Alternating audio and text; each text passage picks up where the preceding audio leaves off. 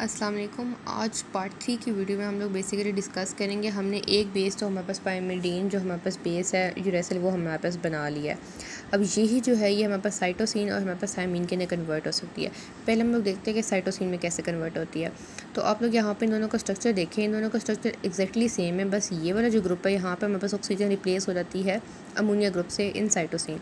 तो हमारे पास बेसिकली होता भी यही है कि ये हम लोगों के पास जो प्रोडक्ट था हमारे पास यूरोडीन 5 मोनोफॉस्फेट, ये हमारे पास हमें पता है कि 2 फॉस्फेट ले लेगा, यूटीपी आराम से बना लेगा। अच्छा, अब हमारे पास जो यूरोडीन ट्राइफॉस्फेट है इसको हमने कन्वर्ट करना है cytidine triphosphate.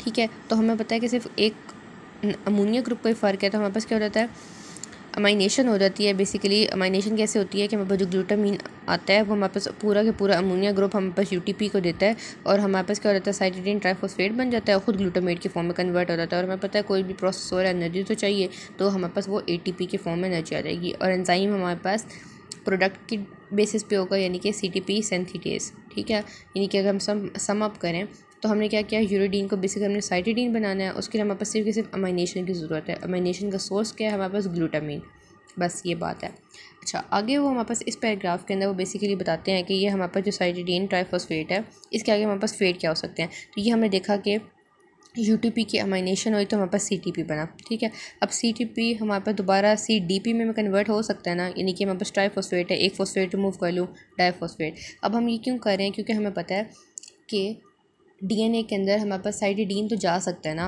As a base. ठीक है, तो लेकिन हमें पता है कि जो डीएनए उसको हमारे पास क्या चाहिए, डीऑक्सी की फॉर्म में चाहिए, डीऑक्सी साइटोडीन ट्राइफॉस्फेट चाहिए।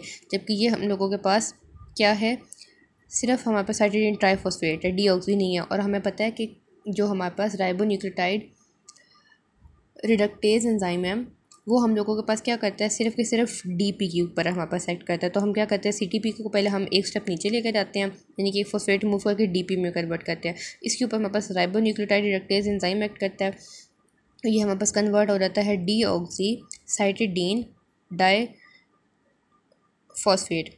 ठीक है, डाई क्या हो गया है, अच्छा सॉरी, दोबारा स्टार्ट करते हैं। हमारे पास क्या हुआ कि हमारे पास साइटोडीन जो हमारे पास ट्राइफॉस्फेट है वो हमारे पास कन्वर्ट हुआ साइटोडीन डाइफॉस्फेट के अंदर। उसके ऊपर हमारे पास एंजाइम ने एक्ट किया और हमारे पास कन्वर्ट कर दिया डीऑक्सी साइटोडीन डाइफॉस्फेट के अंदर। अच्छा, अब ये जो है इसके बाद अब हमारे पास फिर इसके पास चांस है, या तो ये हमारे पास क्या करेगा, डीऑक्सी साइटोडीन ट्राइफॉस्फेट में कन्वर्ट हो जाएगा, जिसके लिए हमने बेसिकली पूरा साइकिल चलाया है जो कि डीएनए सिंथेसिस में इन्वॉल्व हो जाएगा। या फिर अगर इन केस ही चाहता है कि नहीं अब डीएनए सिंथेसिस में इसकी ज़रूरत नहीं है, तो ये वापस दोबारा हमारे पास डीऑक्सी साइटोडीन डाइफॉस्फेट हमारे पास डीऑक्सी साइटोडीन मोनोफॉस्फेट में कन्वर्ट हो जाएगा। अब ये हमारे पास मोनोफॉस्फेट है, दोबारा अगर हमारे पास चाहे तो दोबारा हमारे पास ये यूएमपी में दोबारा हमारे पास कन्वर्ट हो सकता है। अब क्योंकि हमने देखा था कि ये यूरोडीन से बनता कैसे, अमाइनेशन से, हमने वापस जाना है तो हम क्या करवा देंगे, डी अमाइनेशन।